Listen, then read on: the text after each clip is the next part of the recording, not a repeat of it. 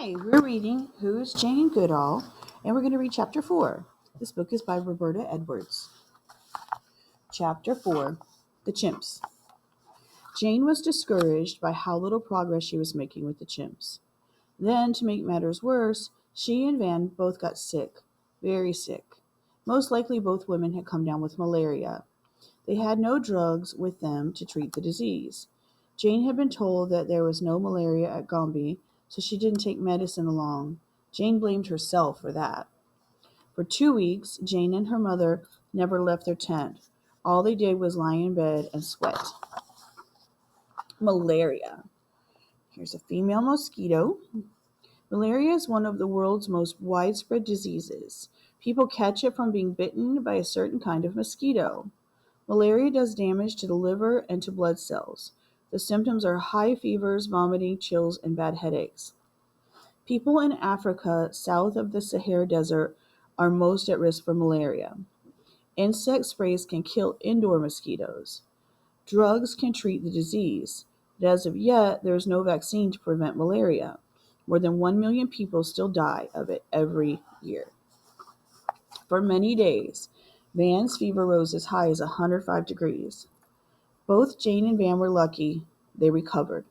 The minute she felt well enough, Jane returned to the forest. At last, her patience paid off. It was October. Van had gone home to England. Jane was on her own. She began exploring an area she called the Peak. Every day, rain or shine, she climbed up the steep slope of the peak into the forest. Little by little, the chimps became used to Jane watching them. One day, she saw a female hold out her hand to a male who kissed it. She saw 2 baby chimps play tug-of-war with a twig. Jane could tell many of the chimps apart, and she gave them names. Flo was an old female chimp. Jane liked Flo a lot. She was a very popular chimp, although, to Jane at least, Flo was funny looking. She had a big round nose and torn ears. Flo had a baby. Jane called her Fifi, and she called Fifi's older brothers Fabian and Figgin. Flo was a caring mother. She protected Fifi from the rain. She carefully groomed her young. Grooming means cleaning their fur. Flo was a playful mother, but she was also firm. She never let her children get out of line. Ollie was Flo's friend. Ollie was also a female. Her face was very long and her lips jiggled a lot. Another chimp, a male, looked a lot like Ollie. Jane was quite sure he was Ollie's brother. She named him William. In animal studies, animals are usually given numbers, not names. In fact, many scientists think it's a bad idea to name animals that are being studied. They worry that it will make the animals seem too human. Jane definitely did not think of the chimps as humans, but she did see the chimps as individuals. They had different personalities. William was timid and fearful. Gilko was a show-off, always looking for attention. Frodo was a bully, a dangerous bully. One time Jane had been watching Frodo when suddenly he charged. He beat and kicked her. Frodo started to leave, then came back, beat Jane more, and dragged her to the edge of a cliff. What did Frodo do next? He threw her over the side. It was a steep drop, but luckily there were bushes that stopped Jane's fall. Even so, she was banged up pretty bad. Can chimps learn? For many years, scientists tried to teach chimps to make the same sounds humans do. No one ever had success. Chimps' vocal cords make it impossible for them to speak. Then, in 1966, 2 researchers tried something different. They began teaching American Sign Language to a 10-month-old chimp named Washu. In time, Washu learned to make the signs for about 130 words. Sign for water, sign for bird. Human language? According to her teachers, Washu could also create a word when she didn't know the sign for something. On seeing a swan, Washu made the sign for both water and bird. Did this mean Washu understood words? It certainly seems so. However, to many scientists, this does not count as truly learning a language. Language involves making sentences, using grammar, and having conversations. None of the chimps could do anything like this. In many ways, the chimps behaved like humans. Though unable to speak, they had their own means of communication. Jane learned to tell what their different grunts, pants, and screams meant. For example, chimps greeted one another with soft panting grunts. A certain loud scream was a cry for help. Chimps, like humans, express feelings through gestures. They hugged and kissed one another. They bowed to show respect. They patted friends on the back for comfort. They also shook their fists or threw rocks to show anger. To Jane, naming the chimps just felt right. Did Jane have a favorite chimp? Yes.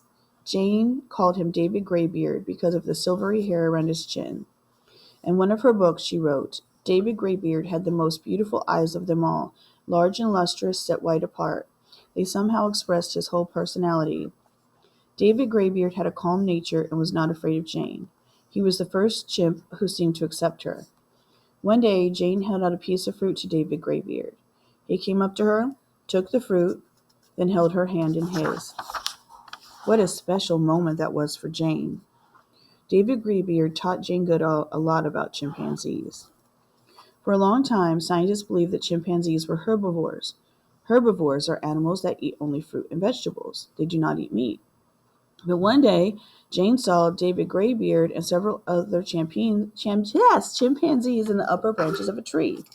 They were grouped around something. The something turned out to be a dead piglet.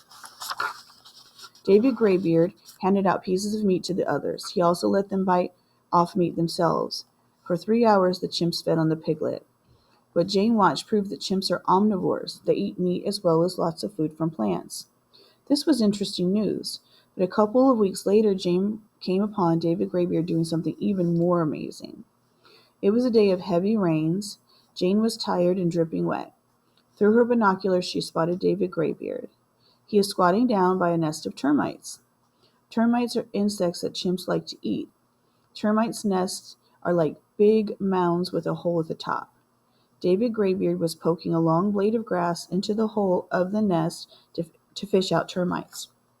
David was using the blade of grass as a tool. It did a great job of supplying David Graybeard with tasty termites. Why was this so amazing? Up until 1960, science believed that humans were the only animal able to make tools. Making tools may not sound like such a big deal, but think about it. A dog digs a hole with his front paws. It does not know how to make a shovel or dig a deeper hole more easily. Also, its paws are not able to hold a shovel. An animal needs a big, smart brain to make tools. An animal also needs hands with thumbs in order to grasp tools. Chimps have big brains. They also have thumbs. Still, scientists did not think that chimps knew how to make tools. But Jane watched David Graybeard do exactly that. Once David Graybeard was gone, Jane went over to take a closer look at the grass tools. Jane tried pushing one into the nest herself. Sure enough, she could feel termites grab hold of the grass. When she took out the blade of grass, the termites were kicking their legs about. In her book, Reason for Hope, Jane wrote that it was hard for me to believe what I had seen. It had long been thought that we were the only creatures on earth that used and made tools. What she saw proved that was not so. Another time, Jane came upon David Graybeard and a big, strong chimp named Goliath. They were fishing for termites together. They kept a supply of extra grass tools in case any broke. Sometimes they picked up twigs and stripped off any leaves before using them. Again, this may not sound astounding at first, but the chimps were making changes to the twigs so that they worked better as tools. Chimps also used chewed clumps of leaves as sponges to soak up drinking water, and whole leaves made good washcloths for cleaning themselves. Louis Leakey was thrilled when Jane sent news of David Graybeard's fishing trips. Leakey knew he'd been right about sending Jane Goodall to Gombe. He spread the word of what she was doing. It did not take long for the National Geographic Society to give Jane enough money to stay at Gombe for another year. It was the best gift in the world.